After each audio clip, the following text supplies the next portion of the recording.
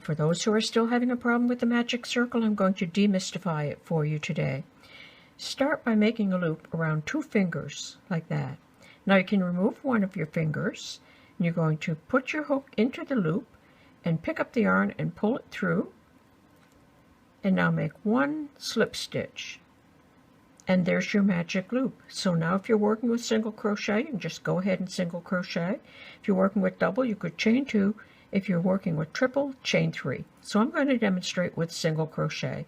So let's say you have to make 8 single crochet in the ring. So that's 1, 2, 3, 4, 5, 6, 7, 8. So there you have 8 single crochet in your loop. Now you're just going to take that yarn end and pull it closed, and then you just go ahead and start working in the first single crochet.